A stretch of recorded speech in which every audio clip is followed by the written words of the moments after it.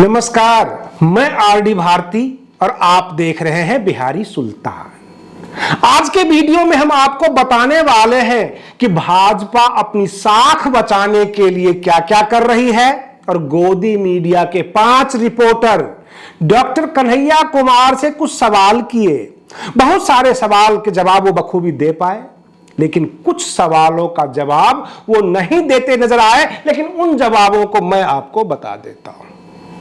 इस वीडियो में थोड़ा सा धैर्य बनाकर बने रहिए। सबसे पहले मैं आपको बता दूं, बृजभूषण शरण सिंह के गांव में घर पर 1 दर्जन से ज्यादा लोगों की पूछताछ किया दिल्ली पुलिस ने, लेकिन आज से पहले ऐसा नहीं किया क्योंकि 3 पहलवान बृजभूषण पूनिया, विनेश फोगाट और साक्षी मलिक, ये सब के सब रेलवे कर्मचारी थे। पहलवानी के दौरान इनको ऑनरेडी जो है ये पद मिला था, जैसे डिपार्टमेंट देती है। तो ये तीनों रेलवे मंत्रालय के ओएसडी थे, रेलवे डिपार्टमेंट के, वहां इन्होंने ज्वाइन कर लिया। क्या करें, पापी पेट का सवाल है। और ये कर्मचारी वर्ग है, कितना दिन तक ये धरना प्रदर्शन करते रहते, इन्हें दबाव में ले लिया गया था। लोग तो यही कह रहे हैं कि भाजपा ने इनको दबाव में ले लिया। भाजपा भी इस बात को समझ रही है। ये वापस चले गए, धरना प्रदर्शन को छोड़कर ड्यूटी ज्वाइन कर लिया।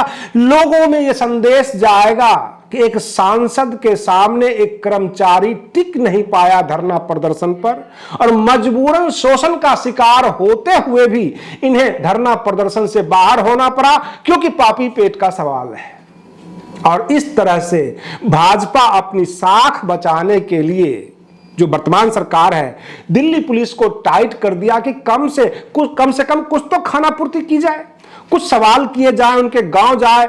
एक सांसद को अगर दबा लेते हैं तो कई सांसद 2024 में निकल जाएंगे, लेकिन एक ही सांसद पूरी भाजपा को बदनाम करके रख देगी, लोगों के नजरों में गिरा देगी। और इस तरह की चर्चा आम जनता में शुरू हो गई। यह तो रही भाजपा ने अपनी साख बचाई। 5 एडिटर डॉक्टर कन्हैया कुमार का इंटरव्यू कर रहे थे, और डॉक्टर कन्हैया कुमार के इंटरव्यू के दौरान उन्होंने एक मुख्य सवाल खड़ा कर दिया, जातिवाद। कहा गया, क्या आप जातिवाद के समर्थक हैं या विरोधी हैं? तो डॉक्टर कन्हैया कुमार ने कहा कि हम विरोधी हैं। फिर उनसे यह कहा गया, जहां आप खड़े हैं, कहने का तात्पर्य डॉक्टर कन्हैया कुमार आज की तारीख में कांग्रेसी नेता है, तो सवाल केवल डॉक्टर कन्हैया कुमार से नहीं होता, बल्कि इनडायरेक्टली कांग्रेस से ही होता है कि आपकी पार्टी, आप जहां खड़े हैं वह जातिवादी पार्टियों के साथ खड़े हैं, तो आप जातिवादी कैसे नहीं हुए? यह सवाल था। अब प्रश्न यह उठता है कि डॉक्टर कन्हैया कुमार समझाने में थोड़ा सा असफल रह गए। इनसे पहला सवाल पूछा गया था कि आप राजनीति करते हैं, तो डॉक्टर कन्हैया कुमार ने कहा कि राजनीति तो वे लोग भी करते हैं जो कहते हैं मैं निष्पक्ष हूं, राजनीति वे लोग भी करते हैं जो वोट देने जाते हैं, राजनीति वे लोग भी करते हैं जो नोटा दबाते हैं, और सबसे बड़ी राजनीति वे करते हैं जो चुप हो जाते हैं। कहने का तात्पर्य है, जीवन से लेकर मरण तक राजनीति ही राजनीति है। कभी आप अपने घर में राजनीति करते हैं, बेटा और बहू के सामने राजनीति करते हैं, कभी प्यार का नाटक करते हुए राजनीति करते हैं। तो राजनीति तो भारतीयों के रग रग में बसा हुआ है, इसलिए आप ये नहीं कह सकते कि हम राजनीति करते हैं। दूसरा सवाल यह था, जातिवादी पार्टियों के साथ हैं आप खड़े, क्या आप अनकंफर्ट महसूस नहीं करते जबकि आप कहते हैं कि हम जातिवाद के विरोधी हैं?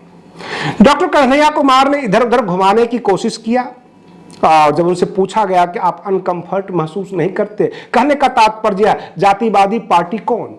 समाजवादी पार्टी को कहा गया, आरजेडी को कहा गया, नीतीश कुमार को कहा गया, बहुजन समाज पार्टी को भी कहा जाता है जातिवादी पार्टी, और जितने भी जाति आधारित जितने आवेदक लोग हैं, जो आवेदन करते हैं, जो अक्सर ये कहा करते हैं हमारी जातियों के साथ नाजायज हुआ। तो डॉक्टर कन्हैया कुमार ने कहा, पहले जाति आई या जाति आधारित राजनीति? कहने का तात्पर्य है जातियां 4-5 हजार साल से है, और राजनीति जो हो रही है 25-30 साल पहले से जाति आधारित राजनीति का जो आरोप लग रहा है, उसमें दरअसल लोग बातों को घुमा देते हैं। हमारे देश के प्रधानमंत्री जी जब मंच से कहते हैं मैं ओबीसी से हूं, क्या ये राजनीति नहीं है जाति आधारित? क्या वो लोगों को यह कन्विंस नहीं करते कि हम ओबीसी से हैं इसलिए ओबीसी हमें वोट दे? और आरजेडी, बसपा, सपा, इन तमाम लोगों के ऊपर आरोप लगते हैं कि आप जाति आधारित राजनीति करते हैं। डॉक्टर कन्हैया कुमार ने कहा कि आप 100 न्यूज में ये देख लीजिए कि 25-30 न्यूज ऐसे आपको मिलेंगे जो जाति आधारित हिंसा होता है, भेदभाव होता है। 25-30 न्यूज इस तरह के मिल जाएंगे।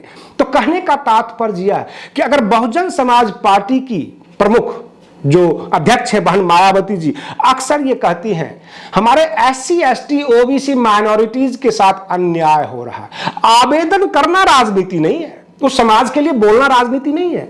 अगर अखिलेश यादव जी, माफ कीजिएगा माननीय अखिलेश यादव जी अगर कहते हैं कि हमारे ओबीसी समाज से जो है समाज को, शूद्र समाज को भेदभाव किया जाता है, उनको सही जगह नहीं मिलती, ये आवेदन होता है।